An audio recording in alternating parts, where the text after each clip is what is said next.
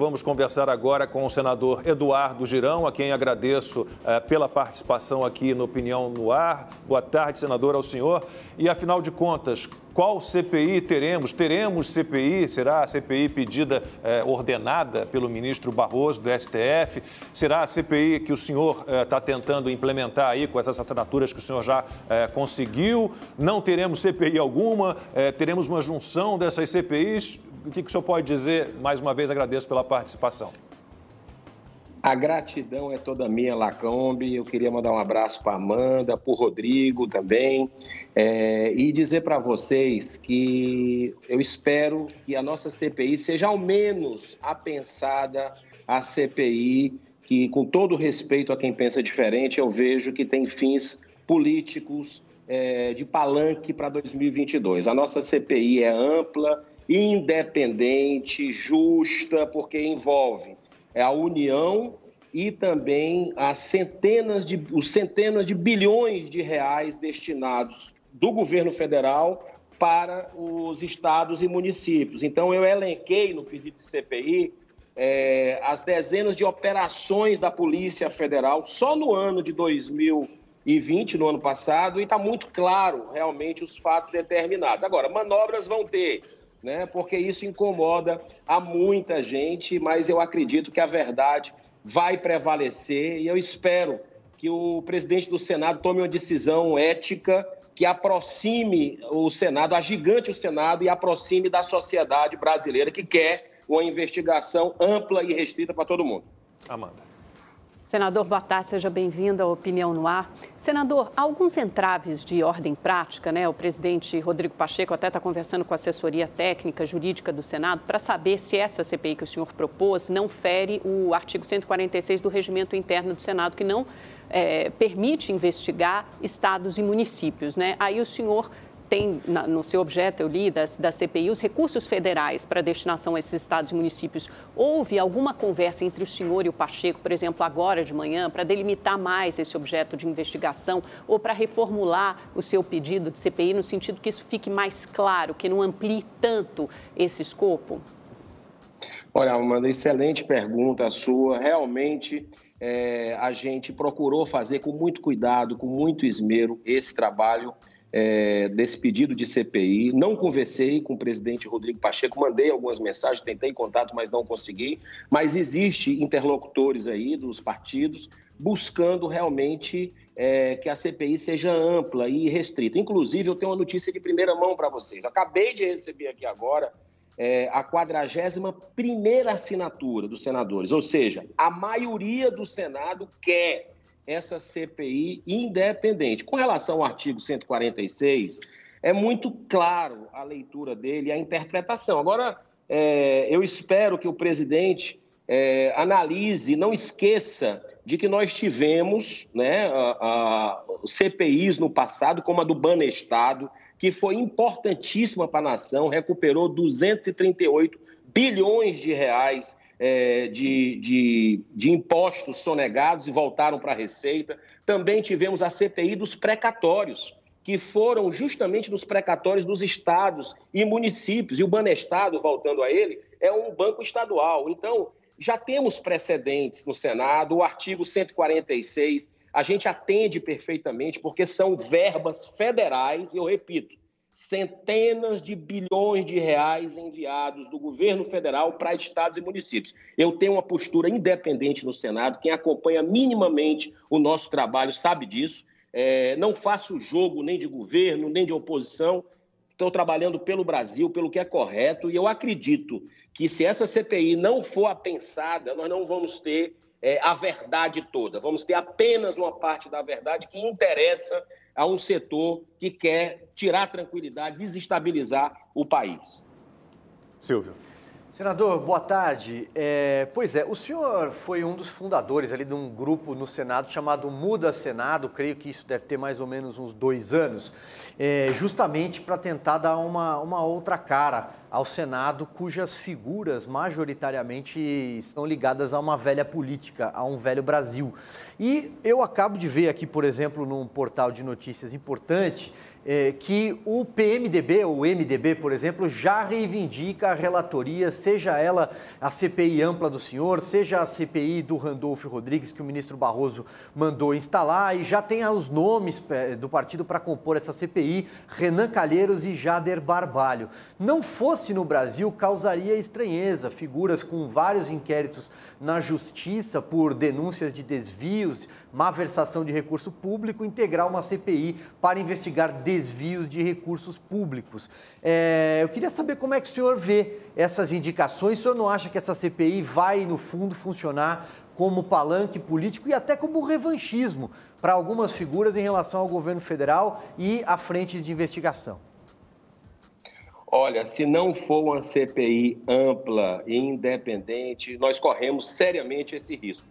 Eu quero dizer para você que no nosso pedido aqui, a gente relacionou as operações da Polícia Federal em vários estados da federação. E nós, senadores, representamos o quê? Os estados, né? Na Casa da República. Então, tem aqui, operações da Polícia Federal em Pernambuco, no Rio de Janeiro, em Tocantins, no Amapá, Roraima, Ceará, que é a minha terra, Amazonas, enfim, São Paulo, em vários estados da federação. Então, eu vejo que realmente existe uma movimentação para tentar não admitir a nossa CPI, mas eu não acredito, porque houve uma mobilização nacional nesse final de semana, a população pedindo para os senadores assinarem uma CPI ampla, querendo, a verdade, o cidadão de bem está apostando realmente numa CPI que realmente não vai proteger um ou querer sangrar outro, e quer fazer um trabalho correto. E com relação às invasões de competência do Supremo, eu concordo totalmente com você, é um absurdo.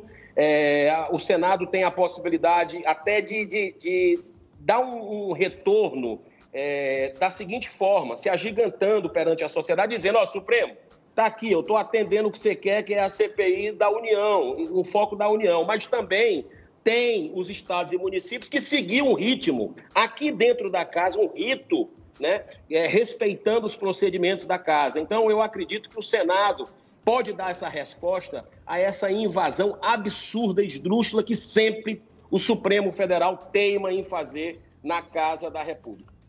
Constantino. Boa tarde, senador. Bom falar com o senhor novamente. E a minha pergunta é exatamente sobre isso. O Silvio mencionou a questão do Muda Senado, que era um grupo ali com vertentes ideológicas distintas, tem gente com viés mais à esquerda, gente com viés mais de centro-direita, mas unidos pela questão da transparência e da ética.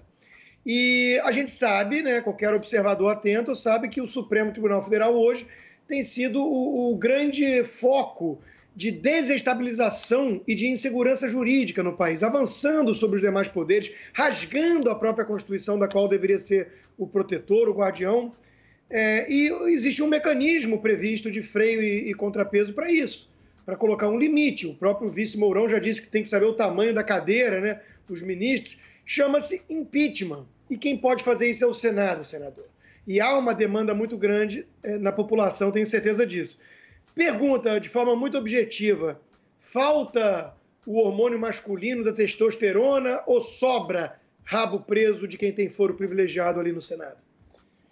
Você falou, Constantino, uma palavra-chave nisso tudo, que é mecanismo. E existe um mecanismo que trava que um poder se harmonize com o outro, né? Então ficamos com o Supremo acima dos demais poderes. Eu arrisco que eu vou falar agora uma coisa.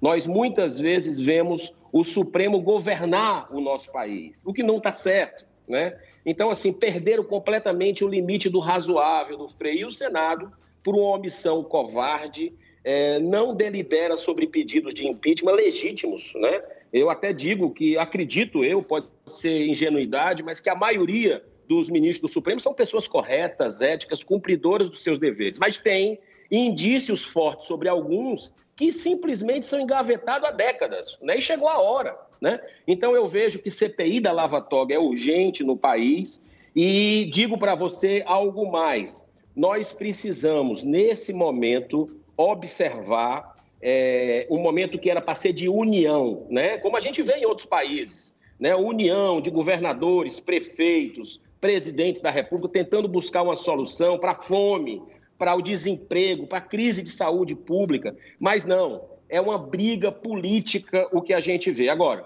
o mecanismo, para fechar essa minha parte agora, o mecanismo chama fim do foro privilegiado. É importante que as pessoas continuem mobilizadas, o cidadão comum cobrando seus representantes, porque olha que incrível, o Senado já deliberou sobre isso, já aprovou há mais de 800 dias, mas está dormitando na mesa do presidente da Câmara, o Arthur Lira, o fim do foro privilegiado. Esse é o dispositivo que trava o sistema e faz com que a impunidade prevaleça no Brasil. Por quê? Quem tem que investigar o Supremo são os senadores. Só que muitos senadores têm problemas na justiça, com os seus correligionários, e aí fica onde? Na mão dos ministros do Supremo. Então não anda, porque quem tem que investigar o Supremo são os senadores e quem investiga os senadores são o Supremo. Então existe um poder hoje protegendo o outro, infelizmente, no Brasil. No dia que a gente acabar com esse foro privilegiado, que é a blindagem, que é exatamente o guarda-chuva da corrupção no Brasil, aí sim vai ser a redenção do nosso povo e esse país ninguém segura. Senador, o senhor sabe que aqui no programa nós nos dividimos assim, né? Tem Silvio, Constantino e eu de um lado, a Amanda normalmente está do outro. Mas a gente concorda em algumas coisas os quatro. Por exemplo, a importância das reformas que a gente tem aí no Congresso, ninguém nega que ela é grande, né? A Amanda concorda, Silvio, Constantino e eu concordamos. Administrativa, tributária, tantas reformas que a gente tem para fazer, né? Tantos avanços que a gente tem para fazer. A questão toda é, o presidente da Câmara, Arthur Lira, e do Senado, Rodrigo Pacheco, eles resolveram priorizar, até compreende-se, né, o combate à Covid. Só que o rito das reformas, ele não sei em que pé ele está, mas parece parado por enquanto, mas essas reformas, elas têm uma ligação direta, obviamente, também com o momento que a gente vive, porque as medidas restritivas pesadas, elas nos levaram a uma situação econômica muito complicada. E nós precisamos dessas reformas, né, para que o Brasil tome o seu crescimento e as pessoas possam escapar da miséria e da pobreza. Em que pé está esse rito das reformas? Está realmente parado? A gente tem uma perspectiva boa para curto prazo?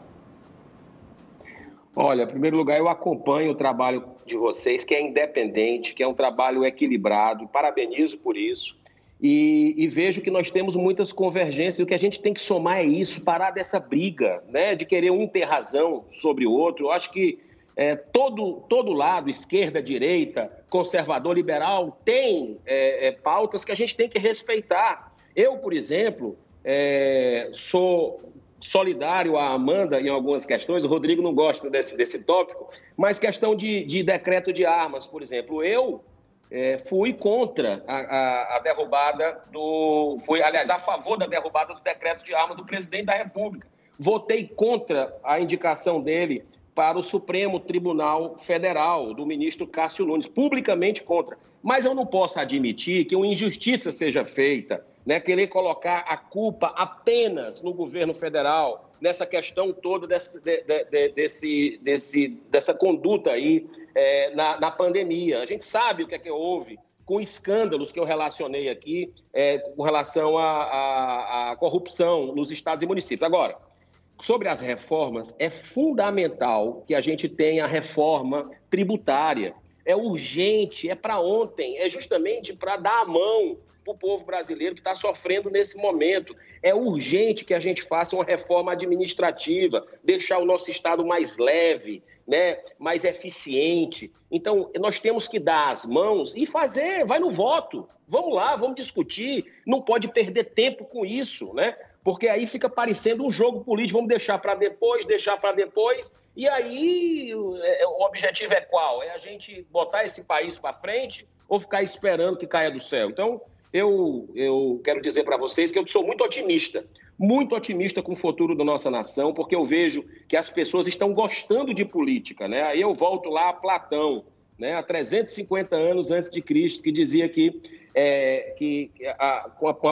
quando a população não se manifesta politicamente, né, o destino daquelas pessoas boas e justas que não gostam de política é serem governadas por pessoas nem tão boas e nem tão justas que gostam de política. Então, o povo brasileiro está gostando mais de política e até um pouco mais do que futebol. Isso é bom, isso é esperançoso, isso gera consciência, cidadania e vai dar tudo certo. E já que o senhor deu a deixa aí, amanhã falaremos de armas aqui, para minha opinião, o maior especialista em armas e munição e tiro no Brasil, Benê Barbosa. A gente vai falar sobre esse assunto amanhã. E a gente continua a conversa com o senador Eduardo Girão. Amanda.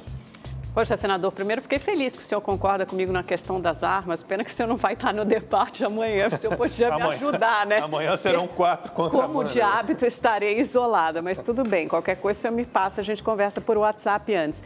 Senador, voltando à questão da CPI, a gente falou muito sobre as responsabilidades e operações da Polícia Federal contra governadores e prefeitos. Agora, eu gostaria de explorar um pouco mais com o senhor sobre as responsabilidades do governo federal. Queria a sua opinião sobre a ação e omissão do governo federal no combate à pandemia, principalmente no que diz respeito ao Amazonas. Houve atraso na compra de vacinas, houve atraso, por exemplo, em fornecer o oxigênio pedido por Manaus, nos atos do presidente, que sempre promove aglomerações e não usa máscaras. Onde estão os erros, ações e omissões do governo federal na sua avaliação?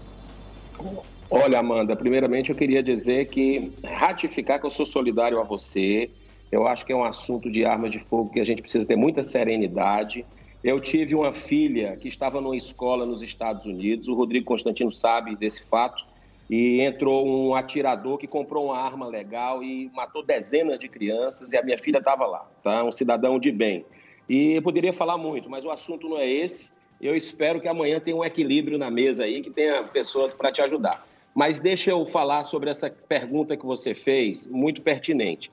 Eu vejo que tem falha, sim, do governo federal, né? No momento de o próprio governo, o próprio presidente não dá o exemplo com relação às máscaras, né? Eu sou a favor, nós estamos numa guerra, sou a favor de que a gente use todos os recursos possíveis, né, para salvar vidas e poupar sofrimentos.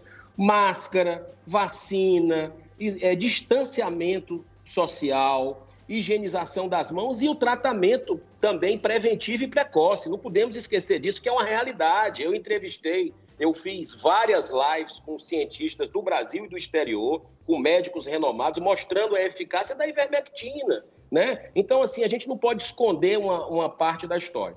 Eu vejo que sim, nós tivemos problemas no governo federal e temos que buscar. Por isso é necessário rastreamento também para apurar o que foi feito do dinheiro enviado do governo federal para o Amazonas, por exemplo, que você colocou o fato, né? O oxigênio, questão do oxigênio, foi dinheiro, o que é que foi feito dos hospitais de campanha? Na minha cidade, por exemplo, hoje teve uma operação do Ministério Público Estadual que investigou aí mais de 100 milhões de reais que foram construídos. Foi construído um hospital no estádio municipal, Presidente Vargas.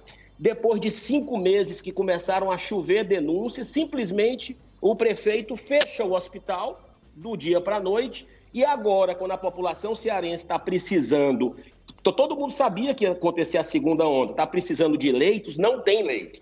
Então, isso eu considero isso um crime, né? Um crime contra a humanidade, e a gente, por isso, precisa buscar as responsabilidades. A verdade não pode ser só de um lado, nós temos que ver todo. É por isso que eu advogo, eu peço, eu apelo para que nós tenhamos uma CPI independente, ampla e justa, para que a verdade possa vir à tona. Vamos lá, Silvio, você.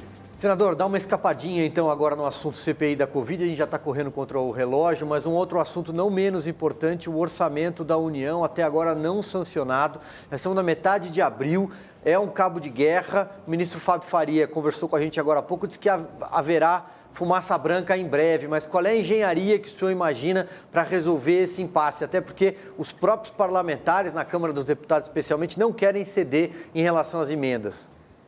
Silvio, você é muito assertivo, como sempre, né? Eu acredito que o presidente deveria vetar aquela parte que fala